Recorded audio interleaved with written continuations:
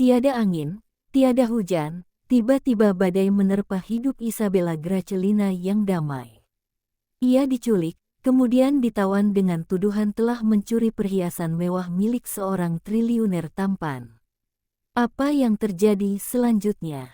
Apakah Isabella berhasil membebaskan diri atau harus tersiksa di bawah cengkeraman sang penawan yang over posesif?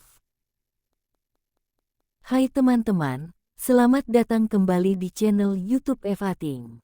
Sebelum kalian lanjut mendengarkan cerita ini, mohon luangkan waktu 30 detik untuk mendukungku agar terus semangat berkarya dengan cara like, komentar yang baper, dan subscribe. Aktifkan juga lonceng notifikasinya supaya kalian langsung mendapat pemberitahuan setiap ada video terbaru dariku. Oh ya teman-teman, nikmati cerita ini berurutan dari awal sampai tamat. Caranya, klik profil YouTube Evating, cek playlist, pilih judul. Nah, akan terlihat urutan partnya. Terima kasih atas dukungannya. Selamat menikmati. Over Possessive oleh Evating. Part 62. Dominic mengamati Isabella yang sedang asyik memotong kecil-kecil stroberi untuk dimasukkan ke dalam mangkuk serealnya. Senyum tipis menghias bibir ranumnya. 2 minggu telah berlalu sejak mereka berbaikan di Lembang, dan kehidupan terasa sempurna. Isabella tampak telah melupakan kemarahan dan kekecewaannya. Mereka menghabiskan akhir pekan bersama keluarga Dominic, dan bahkan mulai merencanakan detail pernikahan mereka. Tapi di balik senyuman dan ketenangan itu, jantung Dominic berdebar kencang seperti drum yang dipukul tak berirama. Setiap tawa Isabella, setiap pandangan penuh kasih sayang darinya, menusuk Dominic dengan rasa bersalah yang dalam. Dia mempercayaiku. Dia benar-benar percaya padaku. Kenyataan itu bagai pisau bermata dua. Di satu sisi, itu yang paling ia dambakan. Di sisi lain, itu membuatnya merasa seperti penipu terbesar. Bom waktu yang ia kubur, kebohongan tentang Catherine, tentang manipulasi diagnosis amnesia, tentang alasan sebenarnya di balik pengawasan, terasa semakin besar dan aktif setiap harinya. Kau sedang memikirkan sesuatu. Suara Isabella memecah lamunan Dominic. Dominic tersentak. Gadis itu menatapnya dengan mata jeli, seolah bisa membaca kegelisahan di balik wajahnya yang tenang. Hanya memikirkan betapa beruntungnya aku memilikimu, jawab Dominic cepat, meletakkan tangan di atas tangan Isabella di atas meja. Sentuhan itu terasa hangat dan benar, seolah menguatkan keyakinannya bahwa semua kebohongan ini untuk kebaikan mereka berdua. Isabella tersipu, menarik tangannya pelan. Kita akan terlambat ke pertemuan dengan perencana pernikahan jika kau terus begini. Biarkan mereka menunggu. Dunia bisa menunggu untuk kita, gumam Dominic, namun, tetap berdiri mengikuti Isabella yang sudah bersiap. Dalam perjalanan, Dominic diam-diam mengamati profil Isabella. Ada kedamaian dalam diri gadis itu yang membuatnya tak tega untuk mengacaukannya. Mungkin Xavier benar. Mungkin kebohongan ini harus ia bawa sampai ke liang kubur. Untuk melindungi kedamaian itu. Ponsel Dominic bergetar di saku, mengusik kesunyian dalam mobil. Xavier, ya, Xav. Kita perlu bicara. Suara Xavier datar, nada yang biasa digunakannya saat membicarakan urusan bisnis yang serius, atau masalah keamanan. Aku sedang bersama Isabella menuju pertemuan dengan perencana pernikahan. Bisakah ini menunggu? Tidak, jawaban Xavier singkat dan tegas. Ini tentang Catherine. Darah di tubuh Dominic seakan membeku. Ia mencuri pandang ke arah Isabella yang sedang asyik memandang keluar jendela, sepenuhnya tak menyadari badai yang akan datang. Apa yang terjadi? Tanya Dominic, berusaha keras membuat suaranya terdengar normal. Arvin. Dia tidak berhenti. Dia menemukan Catherine. Dominic menggenggam setir mobil begitu kencang hingga buku-buku jarinya memutih. Berdebah itu, ia ingin berteriak. Rasa panik yang liar mulai menjalar di dadanya. Apa maksudmu, menemukan? Desisnya, menjaga suaranya tetap rendah agar Isabella tidak mendengar. Dia menghubunginya. Menurut sumberku, dia membujuk Catherine untuk bertemu Isabella. Dia pikir itu akan membahagiakan Isabella. Ada nada sinis dalam suara Xavier. Dia berencana mempertemukan mereka. Dunia di depan Dominic berputar. Ini lebih buruk dari yang ia bayangkan. Ini adalah skenario terburuk. Catherine akan membongkar semuanya. Ancaman di gudang, fakta bahwa Dominic tahu mereka kembar, dan yang paling menghancurkan, manipulasi keji tentang diagnosis amnesia palsu. Dom, kau masih di sana. Cegah mereka, perintah Dominic, suaranya serak. Apapun caranya, aku tak peduli biayanya. Sudah terlambat untuk itu. Pertemuan mereka sudah dijadwalkan. Hari ini, sakit di dada Dominic begitu tajam, ia sampai-sampai merasa sulit bernapas. Hari ini, ia tidak punya waktu. Isabella akan tahu segalanya.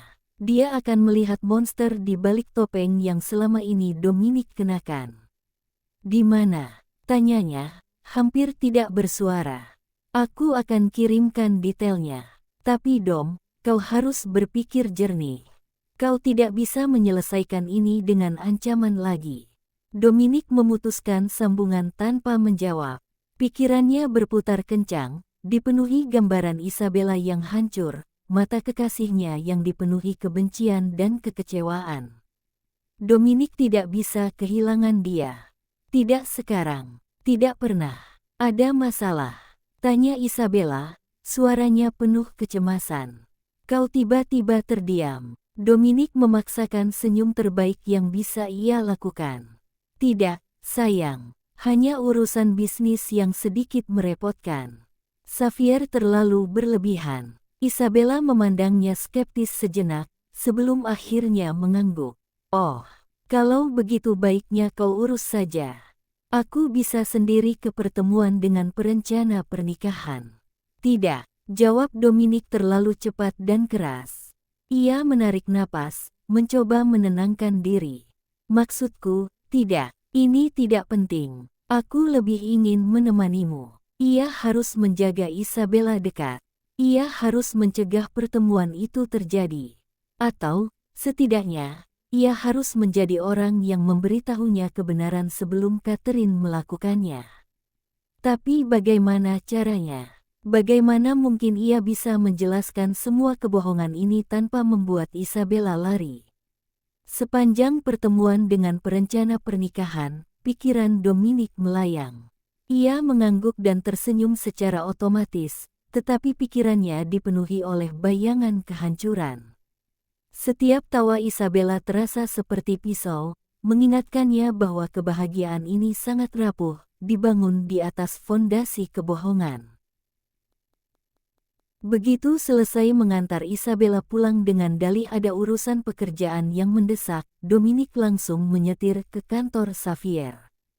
Kepanikannya telah berubah menjadi tekad baja.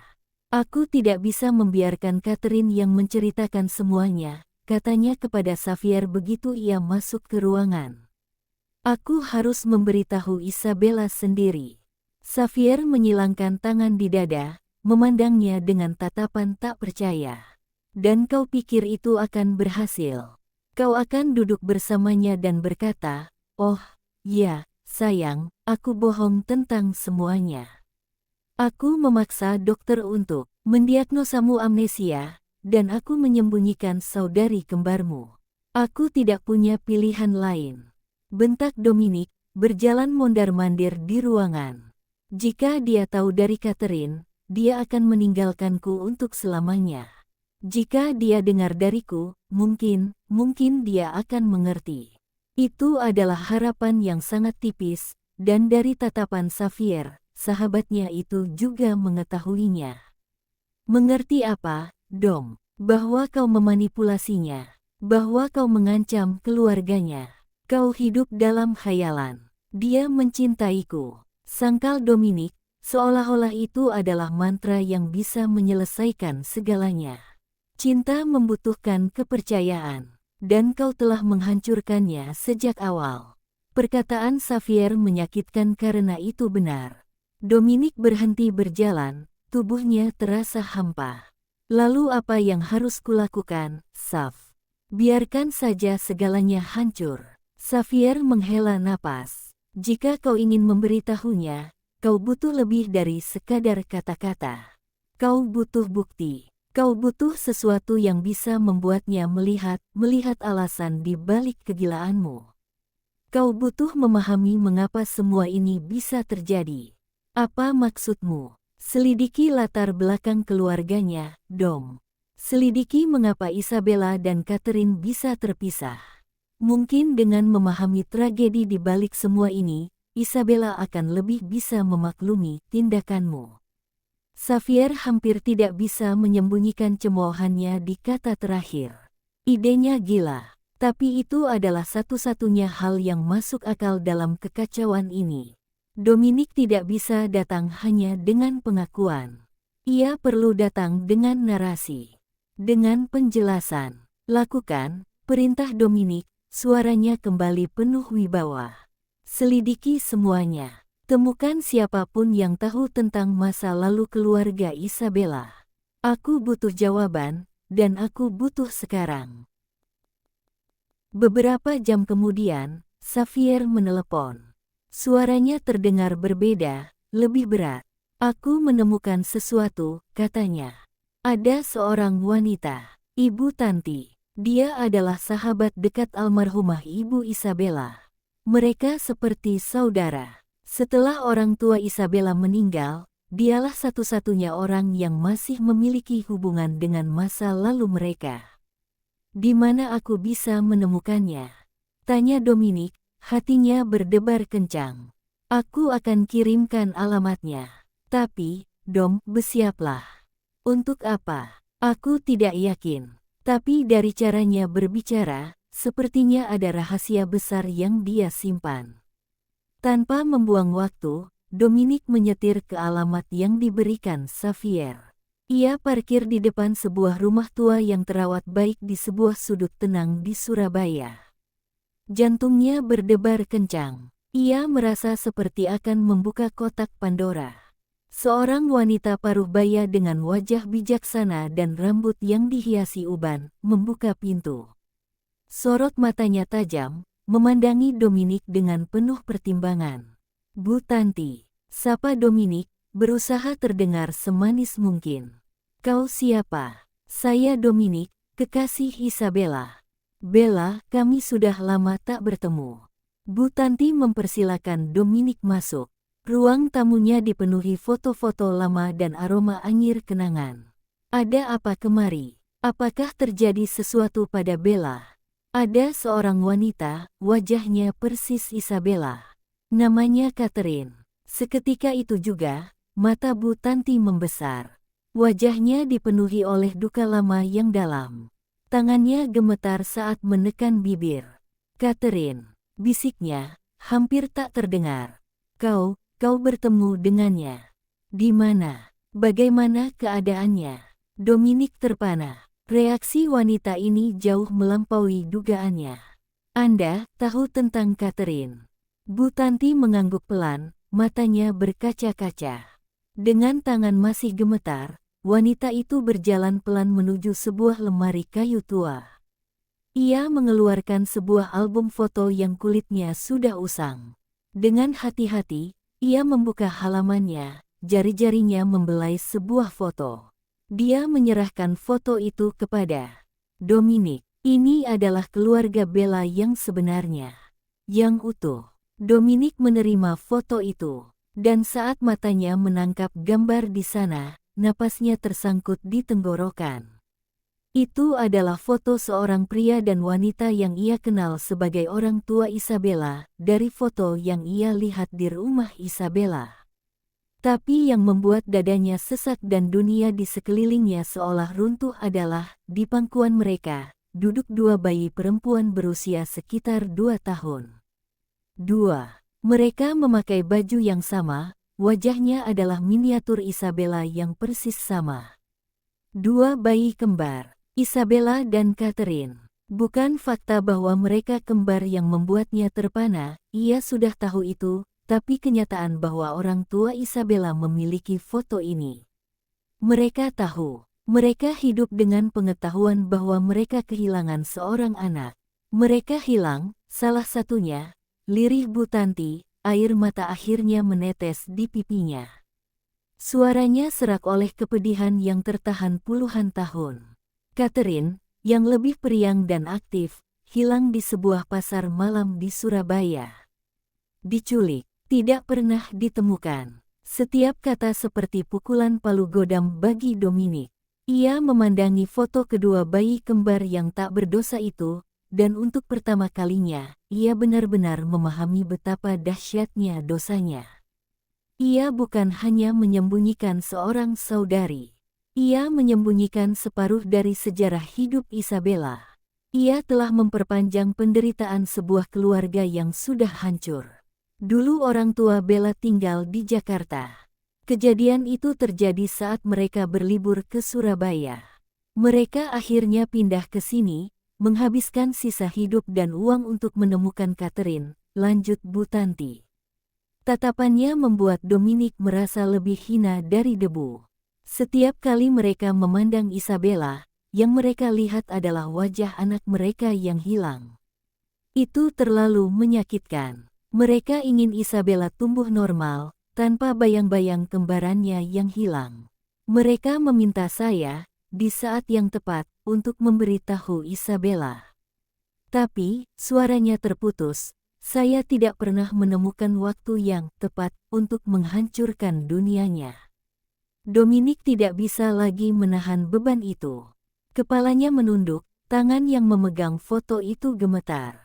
Rasa bersalah yang ia rasakan selama ini ternyata hanya setetes air di samudera penderitaan keluarga Isabella. Sekarang, kata Bu Tanti, suaranya tiba-tiba keras dan penuh tuntutan, mengumpulkan sisa-sisa kekuatannya. Jawab saya, nak, bagaimana kau menemukan Catherine? Di hadapan wanita tua ini, di ruang tamu yang penuh kenangan dan penderitaan, Dominic Axel Jovano yang perkasa itu merasa sangat kecil dan hina. Ia harus mengakui segala dosanya bukan pada seorang rival bisnis, tapi pada seorang wanita paruh baya yang mewakili hati almarhumah Ibu Isabella. Ia harus mengaku, dan kali ini, tidak ada kebohongan yang bisa menyelamatkannya. Part 63. Isabella menatap ponselnya dengan perasaan campur aduk. Panggilan tak terjawab dari Arvin sudah menumpuk sejak tadi pagi. Ada firasat buruk yang menggelayuti hatinya, sesuatu yang jauh lebih menegangkan daripada sekadar rasa bersalah karena telah mengabaikan mantan kekasihnya itu. Mungkin dia hanya ingin memastikan aku baik-baik saja, pikir Isabella berusaha menenangkan diri. Tapi kenapa rasa cemas ini begitu menyiksa? Saat ponselnya kembali berdering, kali ini dengan pesan singkat, jari Isabella gemetar membukanya. Arvin, aku perlu bertemu denganmu, Bella. Sekarang, ini penting. Soal masa lalumu. Dingin menyebar di sekujur tubuhnya. Masa lalu, apa yang Arvin tahu? Apakah ini tentang Dominic? Atau tentang sesuatu yang bahkan tidak ia ketahui sendiri. Keraguan dan ketakutan menguasainya. Tapi rasa ingin tahu yang lebih besar akhirnya menang. Dengan jantung berdebar kencang, ia membalas pesan Arvin, menyetujui untuk bertemu di sebuah kafe kecil yang agak tersembunyi. Sesampainya di kafe, Isabella langsung melihat Arvin sudah duduk di balik sebuah meja di sudut. Wajahnya tampak serius, dan ada sesuatu di matanya, semacam keprihatinan mendalam yang membuat Isabella semakin tidak karuan. Apa yang terjadi, Arvin? Kenapa terburu-buru sekali? Tanya Isabella begitu duduk, mencoba menyembunyikan kegelisahannya.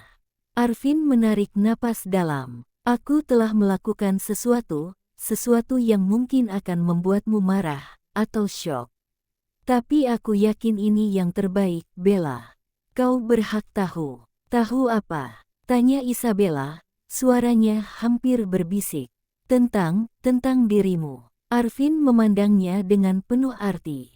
Aku menemukan seseorang yang sangat mirip denganmu. Isabella terdiam. Pikirannya langsung melayang pada kemungkinan yang paling tidak masuk akal. Apa maksudmu? Dia seperti fotokopimu. Hampir tak ada bedanya. Aku yakin kalian berdua adalah saudari kembar. Dunia di sekeliling Isabella seolah berhenti. Suara lalu lintas di luar, denting gelas, semuanya menghilang. Hanya ada kata, kembar, yang bergema di kepalanya. Tidak mungkin, bisiknya, tubuhnya terasa lemas. Aku anak tunggal. Itu yang kita semua kira, kata Arvin lembut. Tapi kenyataannya tidak. Namanya Catherine. Dan dia ada di sini. Sebelum Isabella sempat bereaksi, seorang wanita berjalan mendekati meja mereka. Dan ketika Isabella menatap wajahnya, napasnya tersangkut di tenggorokan. Itu seperti melihat dirinya sendiri di cermin. Potongan rambutnya berbeda, warnanya juga lebih terang. Gaya berpakaiannya lebih berani. Tapi garis mata, hidung, bentuk bibir, semuanya sama. Persis. Isabella tak bisa berkata-kata. Ia hanya bisa menatap, matanya membelalak, sementara jantungnya berdegup kencang bagai hendak meledak. Halo, Isabella, ucap wanita itu, suaranya terdengar serak dan penuh beban. Aku, Catherine. Aku tidak mengerti, gumam Isabella, kepalanya pusing. Ini mustahil. Bisa kita mengobrol? Pinta Catherine, matanya memancarkan campuran rasa takut, harap, dan kesedihan. Dengan tubuh yang masih limbung, Isabella mengangguk pelan. Arvin menggeser kursinya, memberi ruang bagi Catherine. Pelayan datang. Catherine memesan kopi. Tak lama kemudian pelayan kembali dengan pesanan Catherine. Aku tahu ini mengejutkan, mulai Catherine, tangannya melingkari cangkir kopi, seolah mencari kehangatan. Tapi kita adalah saudari kembar. Tapi, orang tuaku, mereka tidak pernah, Isabella tak bisa menyelesaikan kalimatnya. Pikirannya kacau. Mereka mungkin tidak punya pilihan, jawab Catherine, suaranya bergetar. Setelah orang tuaku meninggal, aku menemukan dokumen dan surat-surat lama di loteng rumah. Aku baru tahu saat itu bahwa aku anak angkat. Isabella membeku, mendengarkan setiap kata. Di antara surat-surat itu, lanjut Catherine, air mata mulai menggenang di matanya. Ada banyak guntingan koran lama dari Surabaya yang sudah menguning. Berita tentang sepasang bayi kembar yang diculik dari sebuah pasar malam. Namanya Isabella dan Catherine Gracelina, juga pengumuman orang hilang berserta alamat yang bisa dihubungi. Setiap kata seperti pukulan palu bagi Isabella. Catherine menarik napas dalam, berusaha menahan isakannya. Mereka, orang tua kita, tidak pernah berhenti mencariku. Mereka pindah ke Surabaya demi menemukanku. Koran dan surat-surat itulah yang membawaku ke Surabaya. Sayangnya, alamat yang tertera di koran tersebut sudah tidak valid. Aku tidak bisa menemukan mereka dan dirimu. Isabella terduduk lemas, semua kekuatannya seolah menguap. Kenangan tentang orang tuanya yang terkadang melamun dengan sedih, tatapan hampa ibunya saat memandangnya, tiba-tiba semuanya masuk akal. Mereka bukan hanya memandangnya, tapi juga bayangan anak mereka yang hilang. Mereka tidak pernah memberitahuku, lirih Isabella, hancur. Rasa sakit karena dibohongi oleh orang yang paling ia percayai menusuknya dengan dahsyat. Mungkin mereka ingin melindungimu, bisik Catherine. Mereka takut kau terbebani, takut kau menghilang juga. Setelah tahu kebenaran ini, aku bisa memahami keputusan mereka, seberapapun menyakitkannya.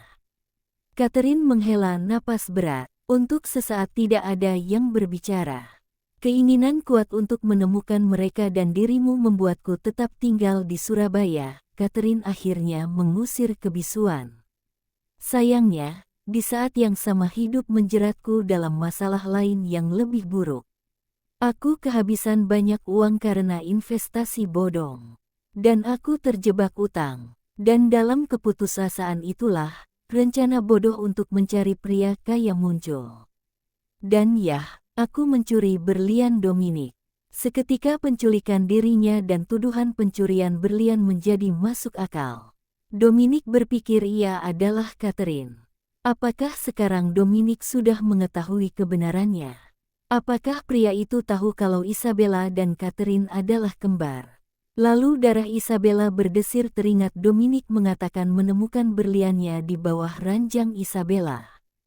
Jadi apa kebenarannya? Dominic, ucapnya, menatap Catherine. Dia tahu tentangmu. Wajah Catherine berubah. Ekspresi sedihnya berganti dengan ketakutan dan kemarahan yang tertahan. Oh, dia tahu segalanya. Isabella merasa dunia berputar lebih kencang. Apa maksudmu? Aku mengembalikan berliannya. Aku pikir masalah dengannya selesai sampai di situ. Kau yang mengembalikannya. Suara Isabella bergetar. Ya, karena aku tidak bisa menjualnya. Catherine memandang langsung ke mata Isabella. Tapi setelah pengembalian itu, ada pertemuan lain yang lebih menyeramkan. Isabella membeku. Apa yang dia lakukan padamu? Catherine menarik napas dalam, seolah mengumpulkan keberanian untuk membuka luka lama. Dia dan orang suruhannya, Xavier, membawaku ke sebuah gudang gelap. Matanya berkaca-kaca, mengenang kembali teror masa itu. Dominic, dengan wajah yang belum pernah kulihat, dingin dan kejam, dia mengancam akan menghilangkanku jika aku berani mendekatimu. Setiap kata seperti pukulan bagi Isabella. Ia tak percaya dengan apa yang didengarnya. Dominic, pria yang akan menikahinya. Pria yang berjanji akan melindunginya. Tidak, bisiknya, menggigil. Dia tidak akan. Dia melakukannya. Potong Catherine, suaranya meninggi. Dia bilang, kau pikir mengembalikan berlian sudah cukup. Kau harus menghilang. Jika kau berani mendekati Isabella, aku akan jadikan hidupmu neraka. Kau akan lenyap tanpa jejak. Aku sangat takut, Bella. Aku benar-benar takut. Air mata akhirnya menetes di pipi Isabella. Rasa sakitnya tak tertahankan. Bukan hanya karena pengkhianatan Dominic, tapi juga karena saudarinya harus melalui semua itu. Bom waktu itu akhirnya meledak. Ledakannya menghancurkan segala sesuatu yang pernah Isabella percayai. Cinta Dominic, pertunangan mereka, janji-janji manisnya. Semuanya hancur berkeping-keping, meninggalkan puing-puing kebohongan dan manipulasi. Jadi, selama ini, ucap Isabella, suaranya hampa dan kosong, hubungan kami dibangun di atas kebohongan. Aku hanya boneka dalam sandiwaranya. Catherine mengangguk, air matanya juga mengalir. Mungkin dia takut kehilanganmu. Tapi caranya salah. Sangat salah. Isabella teringat pada diagnosis amnesia. Pada janji Dominic bahwa mereka akan mengatasinya bersama. Pada semua momen di mana ia merasa bingung dan tak berdaya karena ingatannya yang hilang. Semua itu adalah tipu daya. Permainan psikologis yang keji. Rasa mual menyerangnya. Ia merasa dikhianati, dipermainkan, dan diperlakukan seperti benda bodoh yang bisa dibentuk sesuka hati. Dengan tangan gemetar, ia meraih ponselnya. Pikiran hanya ada satu tujuan, menghadapi pria yang telah menghancurkan hidupnya. Dominic masih terduduk lesu di ruang tamu Bu Tanti, tenggelam dalam lautan rasa bersalah ketika ponselnya berdering.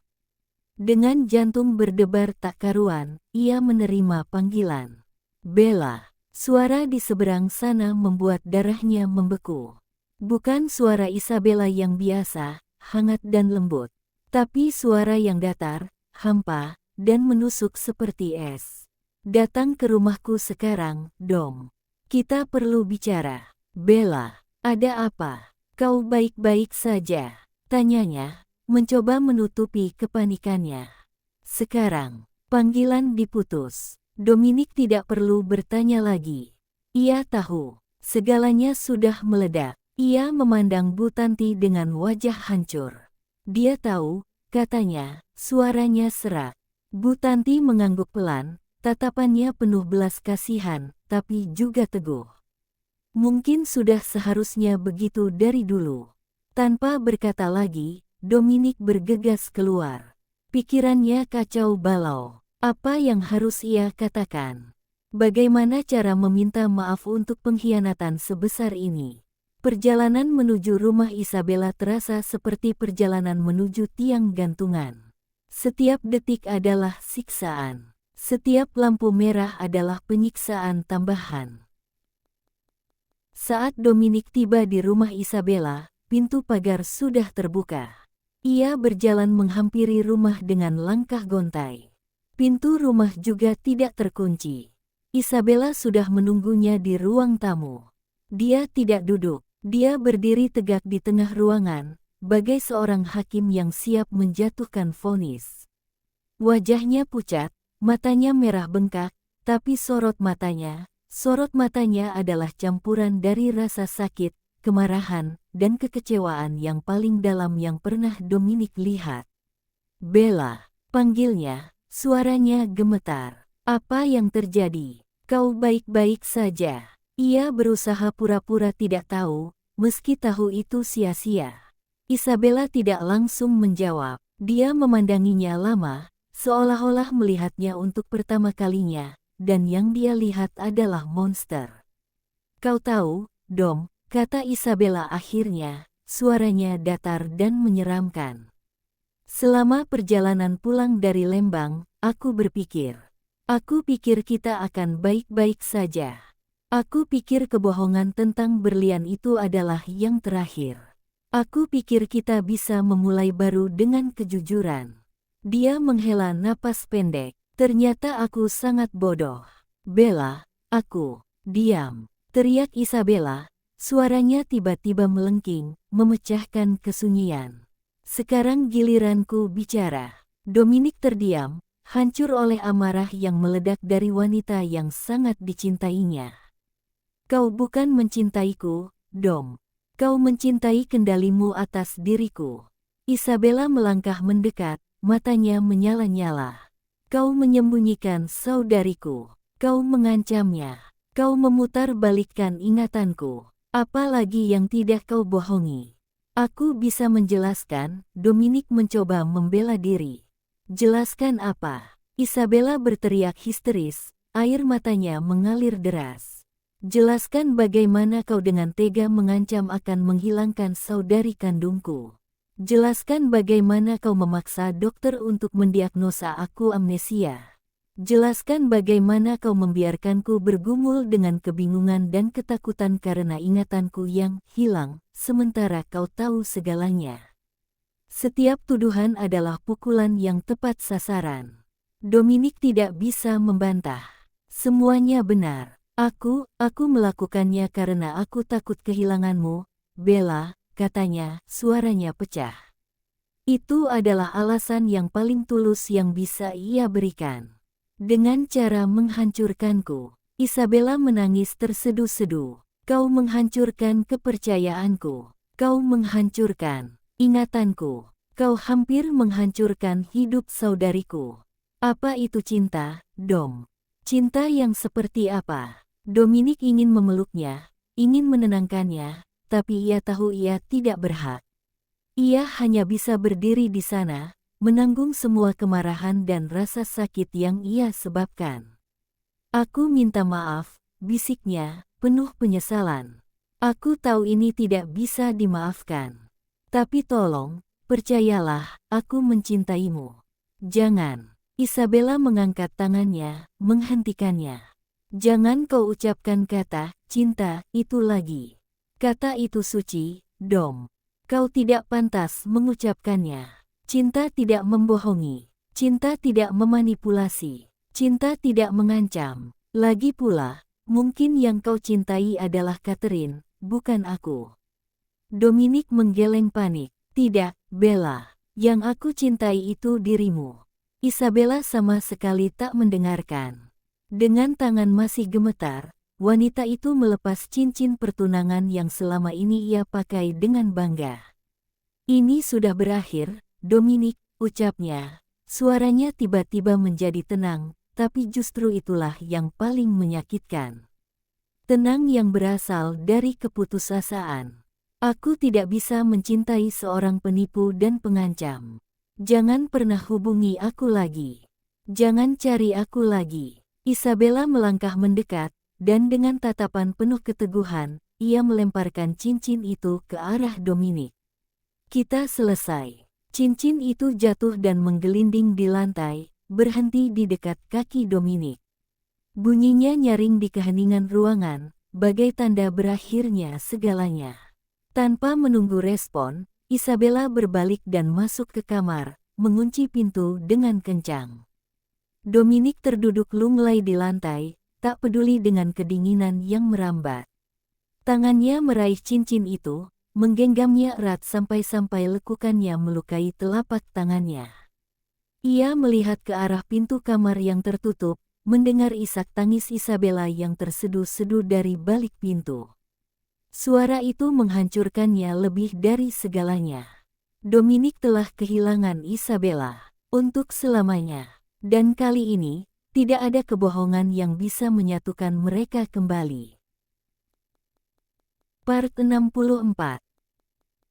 Pintu kamar Isabella tertutup rapat, tapi isak tangisnya yang terseduh-seduh menusuki setiap sudut rumah, menusuki setiap celah jiwa Dominic yang sudah hancur berantakan. Setiap helaan napas yang tersendat dari balik pintu itu bagai pisau belati yang mengoyak-ngoyak hatinya. Dominic tetap terduduk di lantai, tak bergerak. Tubuhnya yang biasanya tegak penuh wibawa, kini lunglai menyandar di kaki sofa. Tangannya masih menggenggam erat cincin pertunangan itu, seolah-olah dengan memegangnya, ia bisa menahan Isabella untuk tidak pergi. Selesai. Kata itu bergema di kepalanya, menghantam setiap ingatan manis yang mereka bagi. Isabella berkata mereka selesai. Dan dari nada suaranya yang hampa, dari tatapan matanya yang kosong, Dominic tahu ini berbeda dari pertengkaran-pertengkaran mereka sebelumnya. Ini final. Lama setelah tangisan di balik pintu mereda, digantikan oleh kesunyian yang bahkan lebih menyiksa, Dominic akhirnya bangkit. Kakinya terasa bagai batu. Dengan langkah gontai, ia meninggalkan rumah itu. Ia tidak berusaha membujuk atau memohon. Ia tahu, pada saat ini, tidak ada kata-kata yang bisa menembus tembok kebencian dan kekecewaan yang telah ia bangun sendiri.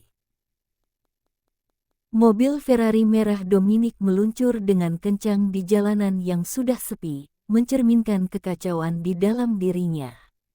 Tak lama berselang, ia tiba di rumahnya yang besar, megah, dan kosong. Begitu pintu utama tertutup, segalanya meledak. Dengan gerakan kasar, ia merobek jasnya yang mahal dan melemparkannya ke sudut ruangan. Amarah, rasa bersalah, dan keputusasaan yang ia pendam akhirnya menemukan jalannya keluar. Sebuah vas kristal antik pemberian ibunya menjadi korban pertama, pecah berantakan menyembur ke lantai marmer saat ia melemparkannya dengan segenap tenaga. Bruk, suara pecahannya memuaskan sebagian kecil amarahnya.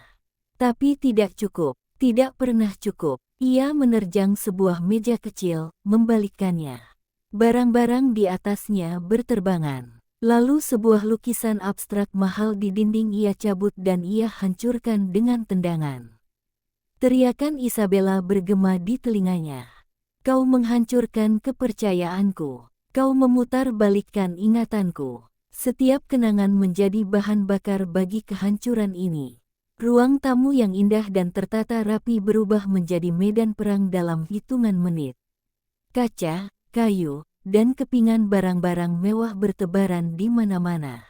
Napas Dominic terengah-engah, dadanya naik turun dengan kasar. Ia berdiri di tengah-tengah reruntuhan yang ia ciptakan sendiri, tangannya berdarah oleh pecahan kaca, tapi ia tidak merasakan sakit sama sekali. Sakit di hatinya jauh lebih menyiksa. Aku benci dengan semua ini. Teriaknya ke dalam kehancuran itu, suaranya parau dan penuh penderitaan. Xavier tiba tak lama kemudian. Security yang melapor padanya. Pria itu berdiri di ambang pintu, memandangi kekacauan yang ada di depan matanya tanpa ekspresi. Matanya yang tajam menyapu ruangan, lalu akhirnya tertuju pada Dominic yang berdiri di tengah puing-puing, bahunya turun naik, kepala tertunduk. "Sudah selesai mengamuk?" tanya Xavier, suaranya datar, tanpa sedikit pun nada menghakimi. Dominic menoleh, matanya merah karena kemarahan dan kelelahan. "Dia meninggalkanku, Xav, untuk selamanya. Aku tahu, kau tahu." Dominic melangkah menghampiri, wajahnya masih dipenuhi amarah yang menyala-nyala. "Dan kau tidak melakukan apa-apa. Apa yang kau ingin aku lakukan, Dom?" balas Xavier dingin. "Memaksanya untuk kembali padamu. Seperti yang selalu kau lakukan. Lihatlah di mana itu membawamu." Tatapannya bergerak ke sekitar ruang yang hancur. "Aku mencintainya," teriak Dominic, seolah-olah itu adalah pembenaran untuk segalanya. "Dan cintamu itu yang menghancurkannya." Hardik Xavier, suaranya untuk pertama kalinya meninggi, memotong semua alasan Dominic. "Aku sudah memperingatkanmu berkali-kali. Kau pikir kebohongan adalah fondasi yang kuat untuk sebuah hubungan. Kau pikir kau bisa menyembunyikan kebenaran sebesar itu selamanya. Aku takut kehilangan dia. Dan sekarang kau sudah kehilangan dia." teriak Xavier balik, menghadapi Dominic tanpa takut. "Kau pikir dengan merusak semua barang mahal ini akan mengembalikannya? Kau pikir dengan meratapi kesalahanmu di atas puing-puing ini akan membuat Isabella memaafkanmu?" Dominic terdiam, napasnya masih tersengal-sengal. Amarahnya mulai mereda, digantikan oleh kehancuran yang dalam. Tubuhnya lunglai dan ia hampir terjatuh, tapi ia berhasil menahan diri. Xavier mendekat, langkahnya tegas. "Dengarkan aku baik-baik, Dom. Karena ini mungkin kali terakhir aku mau memberimu nasihat. Meratapi kesalahan tidak akan mengembalikannya. Mengamuk seperti anak kecil yang tidak mendapat mainan tidak akan menyelesaikan apapun." Dominic memandang sahabatnya, matanya penuh keputusasaan. "Lalu apa yang harus kulakukan? Katakan padaku, Xav. Karena aku tidak tahu lagi." Aku tidak bisa," suaranya terputus. "Kau punya dua pilihan," kata Xavier, suaranya kembali datar dan logis. "Kau bisa hancur bersama reruntuhan ini. Minum sampai mabuk, mengasihani diri sendiri, dan membiarkan bisnismu runtuh. Atau," Xavier menatapnya dalam-dalam, "kau bisa bangun dan perbaiki segalanya.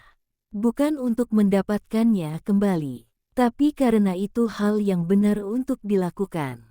Memperbaiki." Dominic tertawa getir. "Bagaimana mungkin? Dia membenciku, Xav. Dia memandangku seperti monster. Dan siapa yang harus disalahkan?" Xavier menghela napas. "Tindakanmu, Dom, bukan perasaanmu. Tindakanmu yang membuatmu seperti monster di matanya. Jika kau ingin berubah, ubahlah tindakanmu. Mulai dari yang paling dasar." "Seperti apa?" tanya Dominic, suaranya lemah. Untuk pertama kalinya dalam hidupnya, ia merasa benar-benar tidak berdaya. "Kau tahu apa yang harus dilakukan," jawab Xavier. "Kau hanya terlalu takut untuk melakukannya." Xavier tidak tinggal lebih lama. Ia berbalik, meninggalkan Dominic sendirian di tengah kekacauan. Kesunyian kembali menyelimuti. Dominic memandangi cincin yang masih tergenggam di tangannya. Ia melihat sekeliling ruangan yang hancur, cerminan dari kehidupannya yang juga berantakan. Kata-kata Xavier bergema di kepalanya. Bangun dan perbaiki segalanya. Dominic berdiri, tubuhnya terasa berat. Dengan langkah lambat, ia berjalan menuju bar kecilnya dan menuangkan segelas whisky. Tapi sebelum ia meminumnya, ia memandangi cairan ember itu. Kau bisa hancur bersama reruntuhan ini. Dominic meletakkan gelas itu tanpa menyentuhnya. Ini bukan waktunya untuk melarikan diri. Ini waktunya untuk menghadapi. Ia menyadari satu hal dengan jelas, permintaan maaf tidak lagi cukup. Ia harus menunjukkan perubahan. Dan itu harus dimulai dari akarnya. Dari semua kesalahan yang telah ia perbuat. Dominic mengambil ponselnya, jarinya mengetik pesan singkat kepada Xavier. Dominic, aku butuh alamat Catherine. Sekarang, ini adalah langkah pertama. Langkah yang paling menakutkan. Menghadapi orang yang telah ia ancam, dan meminta maaf. Bukan dengan uang atau ancaman, tapi dengan ketulusan. Sebuah konsep yang hampir asing baginya. Tapi untuk Isabella, atau setidaknya, untuk dirinya sendiri yang lebih baik, ia harus mencoba. Dominic memandang kembali reruntuhan di sekelilingnya. Kali ini, bukan dengan amarah, tapi dengan penerimaan. Ini adalah konsekuensi dari tindakannya. Dan ini adalah tanah di mana ia harus mulai membangun kembali, bukan hubungannya dengan Isabella, tapi dirinya sendiri. Kau harus bangun dan perbaiki segalanya dengan cara yang benar. Ya, itulah yang akan ia lakukan. Dimulai dengan Catherine. Part 65. Matahari pagi menyinari apartemen Catherine yang sederhana, menerangi debu-debu yang beterbangan saat ia membuka jendela. Kehidupan barunya masih terasa asing. Uang dari penjualan barang-barang pemberian Dominic sudah hampir habis, dan kekhawatiran akan masa depan mulai menggerogoti pikirannya. Namun, di balik itu, ada kelegaan yang dalam. Setelah bertahun-tahun hidup dalam pelarian dan kebohongan, akhirnya ia menemukan saudarinya. Meski pertemuan mereka diwarnai ledakan emosi dan pengungkapan kebenaran yang pahit, setidaknya ia tidak lagi sendirian. Ketukan di pintu mengusik lamunannya. Dadanya berdebar. Apakah itu Isabella? Mungkin setelah semalam, saudarinya itu ingin berbicara lagi. Atau, jangan-jangan itu para penagih utang. Dengan hati was-was, ia mengintip melalui lubang pintu. Dan yang ia lihat membuat darahnya membeku. Dominic, bukan Dominic yang angkuh dan penuh ancaman yang ia kenal. Pria di balik pintu itu tampak hancur.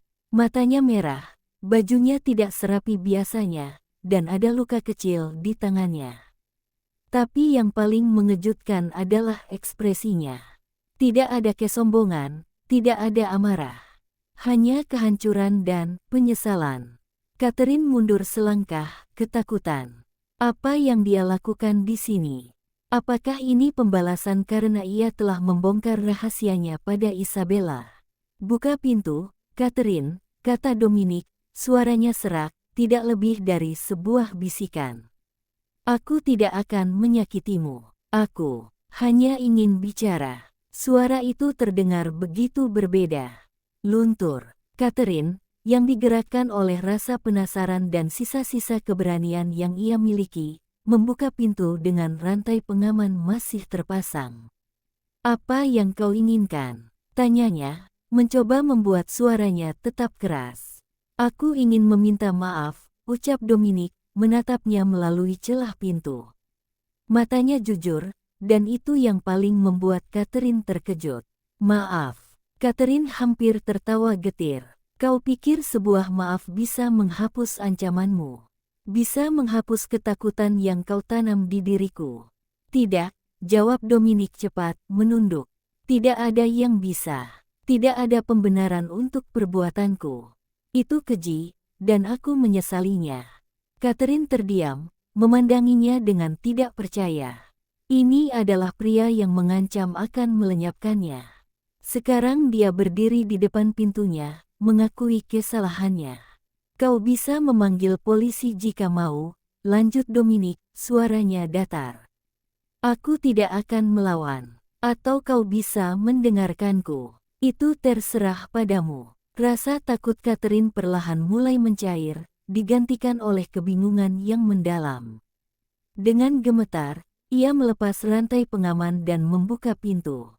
Cepat bicara. Dominic tidak langsung masuk. Pria itu berdiri di ambang pintu, seolah menghargai batas itu. Aku di sini bukan untuk membela diri. Aku datang karena aku salah. Sangat salah.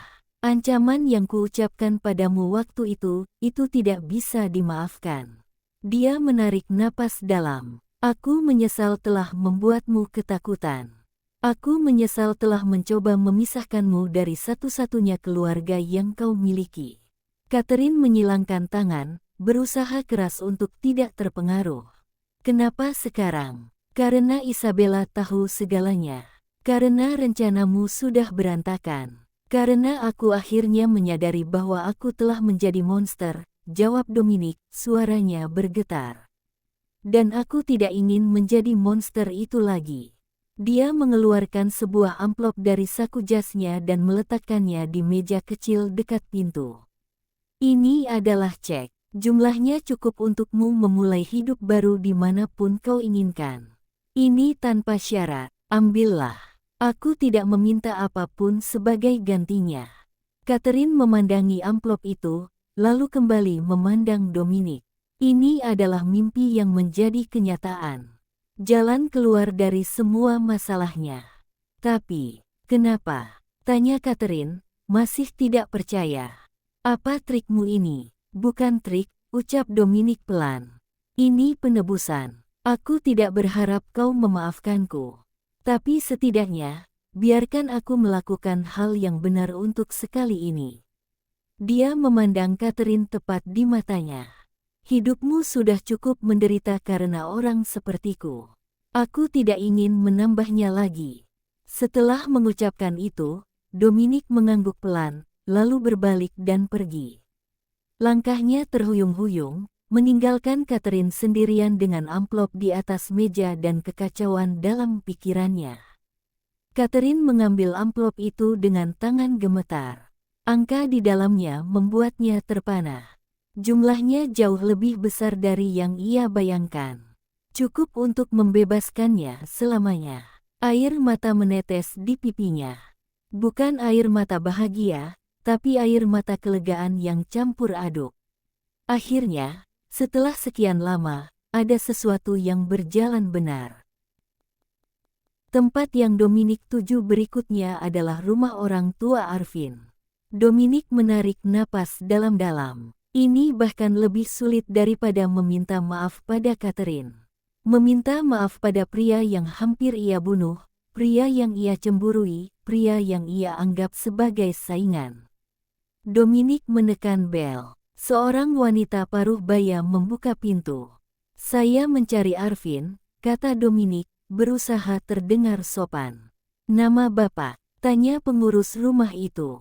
Dominic. Siapa, Bi? Suara Arvin terdengar dari dalam. Sebelum pengurus rumahnya menjawab, Dominic menyahut. Ini, Dominic, Arvin. Aku ingin bicara. Biarkan dia masuk, Ibu, kata Arvin. Dominic masuk dan mendapati Arvin sedang duduk di sofa ruang keluarga. Ada apa? Tanya Arvin tak ramah. Dominic berdiri di hadapan Arvin, merasa seperti kriminal yang diadili. Aku datang untuk meminta maaf. Maaf, Arvin menyeringai. Kau pikir maafmu bisa menyembuhkan tulang rusukku yang retak? Bisa menghapus trauma yang kau berikan? Tidak, ulang Dominic, seperti mantra. Tidak bisa. Aku di sini bukan untuk itu. Aku di sini untuk mengakui bahwa perbuatanku itu kekanakan, brutal, dan tak termaafkan. Aku tidak punya hak untuk menyakitimu, apapun alasannya. Arvin mendengus, memalingkan muka. Aku juga ingin kau tahu, lanjut Dominic, menatap lurus padanya, bahwa kau bebas untuk mencintai Isabella. Aku tidak akan menghalangimu lagi. Tidak dengan ancaman, tidak dengan kekerasan. Jika suatu hari nanti dia memilihmu, aku akan melepaskannya. Itu adalah kalimat yang paling sulit Dominic ucapkan. Tapi setelah diucapkan, ada kelegaan aneh yang menyertainya. Melepaskan kontrol. Itulah intinya. Arvin memandangnya lagi, kali ini dengan keheranan. Apa yang terjadi padamu? Ini semacam trik baru. Tidak, ucapnya pelan. Ini aku yang berusaha menjadi manusia yang lebih baik. Aku tahu kata-kataku tidak ada artinya bagimu sekarang. Tapi aku berharap suatu hari nanti kau bisa melihat bahwa aku sungguh-sungguh menyesal. Dominic tidak menunggu jawaban. Ia berbalik dan pergi. Seperti saat meninggalkan Catherine, ia meninggalkan rumah itu dengan perasaan hampa, tapi juga sedikit lebih ringan. Dua beban berat telah ia lepaskan. Isabella duduk di tepi tempat tidur, matanya kosong memandangi dinding. Tubuhnya terasa lemas, seolah semua energi telah terkuras oleh tangisan dan kemarahan semalam. Pikirannya berputar-putar antara pengakuan Catherine, wajah Dominic yang penuh penyesalan, dan rasa hancur karena dikhianati oleh dua orang yang seharusnya paling ia percayai, orang tuanya dan pria yang ia cintai. Ponselnya berdering pelan. Awalnya ia mengira itu Dominic, dan hatinya sempat berdebar campur marah. Tapi yang muncul adalah nama Catherine. Dengan perasaan campur aduk, Isabella membuka pesannya. Catherine, Dominic baru saja datang ke tempatku. Isabella membeku. Apakah dia menyakiti Catherine? Apakah ini balas dendam karena telah membongkar rahasianya? Jarinya gemetar membalas. Isabella, apa yang dia lakukan? Apa kau baik-baik saja? Catherine, aku baik-baik saja. Dia meminta maaf. Isabella memandangi pesan itu, tidak percaya. Meminta maaf. Dominic Axel Giovanni meminta maaf. Itu hampir tidak masuk akal. Catherine, dia bilang tidak ada pembenaran untuk perbuatannya. Dia memberi cek untuk memulai hidup baru. Dia bilang itu tanpa syarat. Isabella terduduk. Ini bukan seperti Dominic. Pria yang ia kenal akan menggunakan uang itu sebagai alat kontrol, bukan pemberian tanpa syarat. Belum selesai ia mencerna informasi itu, ponselnya berdering lagi. Kali ini dari Arvin. Bella, suara Arvin terdengar tenang. Kau tidak akan percaya apa yang baru saja terjadi. Apa? Tanya Isabella, hatinya berdebar tidak karuan. Dominic, dia baru saja ke rumahku. Isabella menahan napas. Lalu, dia meminta maaf. Secara tulus, kurasa. Dia bilang perbuatannya kekanakan dan brutal. Dan dia bilang aku bebas mencintaimu, bahwa dia tidak akan menghalangi lagi. Isabella tidak bisa berkata-kata. Mulutnya terbuka. Dua hal mustahil terjadi dalam satu pagi. Dominic meminta maaf pada Catherine, dan pada Arvin. Dua orang yang paling ia sakiti. Setelah menenangkan Arvin dan memastikan kondisinya baik, Isabella mengakhiri panggilan. Pikirannya kacau. Ini pasti sandiwara. Begitulah. Pikirannya berteriak. Ini pasti cara barunya untuk memanipulasiku, untuk membuatku kembali. Tapi ada bagian kecil dalam dirinya, bagian yang masih mencintai Dominic, yang berbisik lemah. Bagaimana jika ini nyata? Bagaimana jika dia benar-benar berubah? Isabella menggeleng, mengusir pikiran itu. Tidak, ia tidak bisa percaya lagi. Terlalu banyak kebohongan, terlalu banyak luka. Tapi kenapa, di tengah semua rasa sakit dan kemarahan itu, ada secercah harapan yang mulai menyala, sebuah harapan yang sangat bodoh dan berbahaya. Isabella memandangi ponselnya, setengah berharap Dominic akan menghubunginya dan mengulangi permintaan maafnya. Tapi ponsel itu diam, dan dalam kesunyian itu, Isabella mulai bertanya-tanya, apakah mungkin seorang monster benar-benar bisa berubah? Bersambung. Disclaimer. Dilarang mengutip sebagian atau seluruh isi cerita ini dalam bentuk apapun tanpa izin tertulis dari Evating. Hak cipta dilindungi undang-undang. All right reserved. Cerita ini adalah fiktif. Bila ada kesamaan nama tokoh, organisasi, dan tempat kejadian, itu hanyalah kebetulan belaka. Penulis tidak berniat menyinggung siapapun. Hai teman-teman, terima kasih sudah menjadi bagian dari perjalanan cerita ini. Terima kasih juga untuk semua dukungan berupa like, komentar, dan subscribe. Untuk yang belum subscribe, yuk subscribe sekarang agar tidak ketinggalan cerita-cerita berikutnya. Jangan lupa juga ikuti Instagram dan TikTok aku. Anyway, novel-novel romantisku yang lainnya juga tersedia dalam bentuk PDF. Untuk pemesanan, hubungi WhatsApp aku dengan ID Evating. Sekali lagi terima kasih, dan sampai jumpa di part selanjutnya.